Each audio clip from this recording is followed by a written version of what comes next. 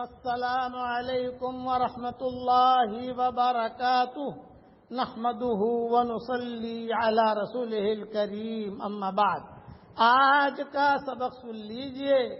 آج کے سبق کی سرخی ہے نماز سے دوستی کیجئے، پارٹ نمبر 27۔ ایک بات ذہن میں رکھنا، جس سے اللہ محبت کرتا ہے اسے ہی سجدہ کرنے کی توفیق دیتا ہے، اور جسے اللہ اجاڑنا چاہتا ہے اور تباہ اور برباد کرنا چاہتا ہے اس کو اپنے قدموں میں سر رکھنے کی توفیق نہیں دیتا۔ اس پر جو ہے میں ایک نصرانی کا قصہ سنا رہا ہوں۔ ایک نصرانی تھا، اس نے حدیث وغیرہ یاد کی اور کسی جگہ حجاز میں پڑھ کر وہ مولوی بن گیا، بڑا عالم بن گیا، لوگوں میں معروف ہو گیا، اور پھر وہ مسلمان بھی ہو گیا، اور مسلمان ہو کر اتنا بڑا درجہ ملا کہ مسجد نبوی کا امام بن گیا۔ اب مسجد نبوی میں وہ امامت کراتا تھا۔ تو فقہاء اور علماء نے لکھا ہے ایک دن اس کے دل میں شیطان نے یہ بات ڈالی کہ پتہ نہیں اسلام کا مذہب سچ ہے یا نصرانی مذہب سچ ہے۔ تو اس نے فجر کی نماز بیوی سے صحبت کر کے بغیر غسل کیے ہوئے جنابت کی حالت میں فجر کی نماز مسجد نبوی میں پڑھائی، اور یہ سوچ کر پڑھائی کہ اگر اسلام کا مذہب سچ ہوگا تو مجھ پر اللہ کا عذاب ضرور آئے گا۔ نماز پڑھانے کے بعد دن دناتا ہوا مدینہ منورہ میں وہ ٹہلنے لگا، اللہ کا کوئی عذاب نہیں آیا۔ تو اس نے پھر نصرانیت کا مذہب قبول کر لیا، کہا کہ یہ مذہب اسلام کا صحیح نہیں ہے، اگر صحیح ہوتا تو مجھ پر اللہ کا عذاب آتا۔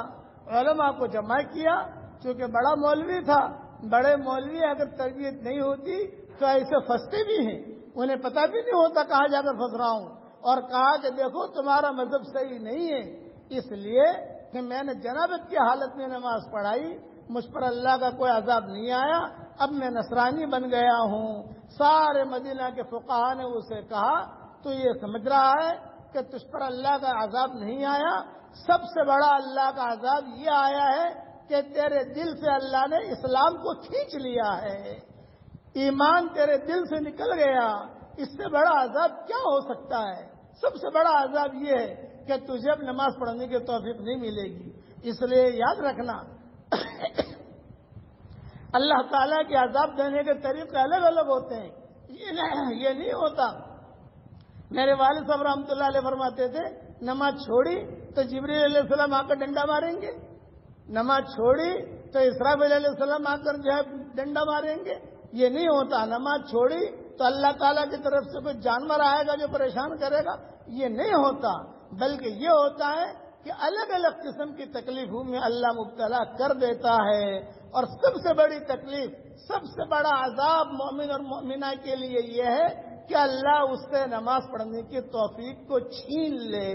اس سے بڑا عذاب کوئی ہو ہی نہیں سکتا۔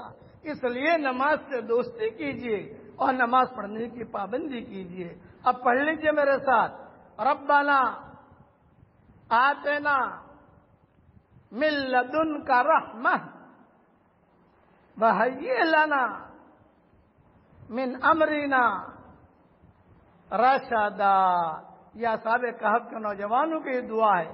اگر یہ دعا نوجوان، زیادہ سے زیادہ نوجوان لڑکے لڑکیاں اور بوڑھے بھی پڑھیں، امید ہے کہ نماز ان سے کبھی بھی نہیں چھوٹے گی، بلکہ اللہ تعالیٰ انہیں دین پر چلنے کی اللہ توفیق دے گا۔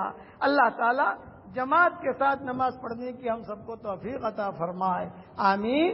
وآخر دعوانا ان الحمد للہ رب العالمین۔